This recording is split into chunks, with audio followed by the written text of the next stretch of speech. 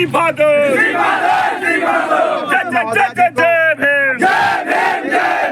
कहीं न कहीं जो सत्ता में बैठे लोग हैं, जो बाबा साहब अम्बेडकर के संविधान की बदौलत सत्ता में वहाँ कुर्सी तक पहुँचे हैं, उसके बाद भी जो है अगर बाबा साहब का अपमान कर रहे हैं तो ये आपके नज़रिए से बाबा साहब जब संविधान दिए थे लिखकर, तब बाबा साहब कहे थे ये संविधान अगर सही लोगों के हाथ में रहेगा तो अंततः सही साबित होगा, अगर गलत लोगों के हाथों में होगा तो अंततः गलत साबित होगा। मैं इसलिए कहना चाह रहा हूँ, अमित शाह ने ऐसा शब्द निकाला कि अम्बेडकर अम्बेडकर अम्बेडकर, ये फैशन बन गया है। अगर ये 7 बार भगवान का नाम लेते तो 7 जन्मों के लिए स्वर्ग पा जाते। अरे हमें नहीं चाहिए तुम्हारे भगवान का स्वर्ग, हमें नहीं चाहिए तुम्हारे भगवान का स्वर्ग। हमारे बाबा साहब ने हमें स्वर्ग दिया है। जब महिलाओं को ढकने का अधिकार नहीं था तब तुम्हारे कहाँ थे भगवान? जब हमारे महिला के सामने बलात्कार हो रहा था तब कहाँ थे तुम्हारे भगवान? जब हमारे गले में मटके बंदी थी तब तुम्हारे भगवान कहाँ थे? जब हमारे कमर में झाड़ू बंदी थी।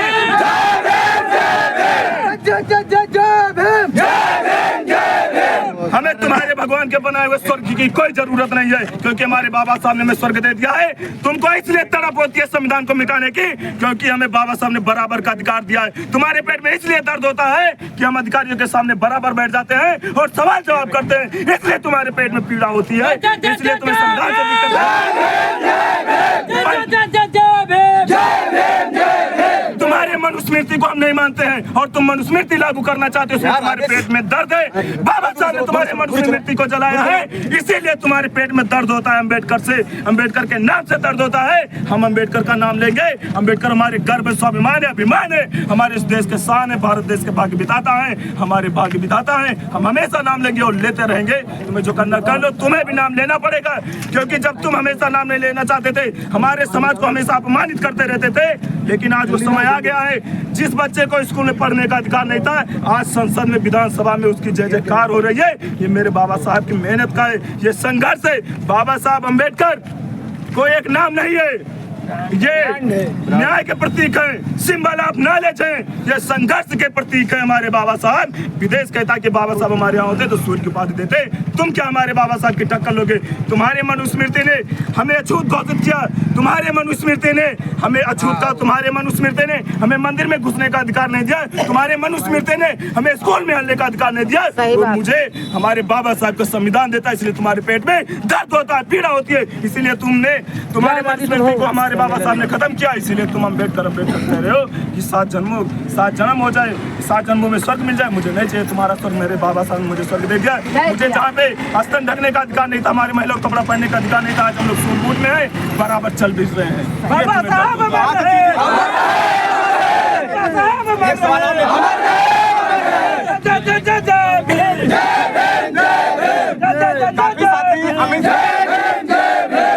काफी साथी अमित शाह जी को तड़ी पार कह रहे थे। तड़ी पार का स्पष्ट मतलब क्या होता, जरा आप स्पष्ट कर दीजिए। तड़ी पार का मतलब क्या होता है? ये जो तड़ी पार है ना, जी जी जी, तड़ी पार का मतलब ऐसा अपराध किए हैं कि इन्हें देश अधिकार नहीं देता है। जैसे जिला बदर हो जाता है ना, जैसे तड़ी पार, जिला बदर को तड़ी पार कहते हैं। आइए जिलाध्यक्ष, भीम आर्मी जिलाध्यक्ष, जिससे जानते हैं हम, जो हमारा संविधान है भारत देश का, यही हमें गृह मंत्री बनने का अधिकार देता है, हमें राष्ट्रपति बनने का अधिकार देता है, हमें अध्यापक से लेकर प्रधानमंत्री बनने का अधिकार देता है। यही अगर कोई अपराध करता है तो उसे ये संविधान सजा भी देता है। इसलिए लोगों को दिक्कत है, क्योंकि मनुस्मृति में लागू था, लिखा गया था उसमें, जो इनका मनुविधान है कि जो भी ब्राह्मण होंगे या कोई अन्य होंगे जो उच्च कोटि के होंगे, शुद्ध ब्यादि से अलग होंगे, वो लोग अगर अपराध करते हैं तो उनको कोई सजा नहीं होगी। लेकिन संविधान क्या कहता है? संविधान कहता है कि अगर आप चाहे जिस जात के हो, चाहे जिस बिरादरी के हो, अगर तुमने अपराध किया तो तुम अपराधी की श्रेणी में आते हो, तुम्हें अपराध की श्रेणी में दंड दिया जाएगा। अगर तुम फांसी के हकदार हो तो तुम्हें फांसी दिया जाएगा।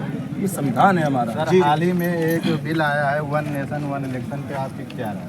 1 शिक्षा कर दीजिए ना, सबके लोग प्राइवेट, सबके बच्चे प्राइवेट में पढ़ रहे हैं, हमारे बच्चे हाँ, जैसे हमारे बच्चे प्राइमरी में पढ़ रहे हैं, सबके बच्चे पहले प्राइमरी में पढ़े। प्राइवेट स्कूल कोई मतलब नहीं है, प्राइवेट स्कूल बंद होने चाहिए। क्या आपके बस में नहीं है क्या कि सरकारी स्कूल को आप अच्छी सुविधा नहीं दे पा रहे? सरकारी जॉब सब करना चाहते हैं, सरकारी स्कूल में पढ़ाने क्यों नहीं चाहते? क्योंकि आपका जो सिस्टम है वो करप्ट है। देखिए माता जी मिलते हैं 50 बच्चे से इनसे। क्या कह रही हैं माता जी? प्राइमरी में उसको बंद कर दिया जाएगा, ऐसा हो गया उसको शिफ्ट कर दिया जाएगा। इमरान मेहकर ने जो बच्चे होंगे हमारे प्राइमरी में पढ़ रहे हैं, 50 बच्चे संभालिए, किसी की खेत पर किसी की खेती पर बेटी पर हमला ना डालिए, लेकिन पर्दे पर कर दिया जा रहा है। हो सकता है उन्होंने उसके बाद हमारे लिए जान मान का खतरा शिक्षित नहीं हमारा जुम्मन की प्रॉब्लम है यहाँ पर प्राइवेट कंपनी दी गई है, उनके लिए हमारी फाइल तैयार होंगे जाती है तो पुलिस वाले ने कहते हैं कि इसको शांत रहो शांत रहो शांत रहो, एक दिन होगा किस दिन होगा साहब, इसको हमें असावधान कर। कहने का मतलब देखिए दादी जी परेशान हैं। एजुकेशन भी होना चाहिए और हॉस्पिटल की 2 महीना से सामान सबके लिए होना 7-7 बोरी गेहूँ का साहब अम्बेडकर ने दाम संविधान बनाया बच्चन तो का सबके भूख लिए में मर रहे संविधान हैं, बनाया है। हमने लगा रहे हैं, न कहीं मैडम सुने न लेखपाल पटवारी सुने, उसका अगर नहीं ना हमको मिलना तो उसमें पंचायत घर बनवा दो, बारात घर बनवा दो। यहाँ पे जो है और आई हुई है। तो अभी जो बात हुई खास बातचीत ये भीम आर्मी के जिला अध्यक्ष और मंडल सचिव के साथ हुई है। साथियों आगे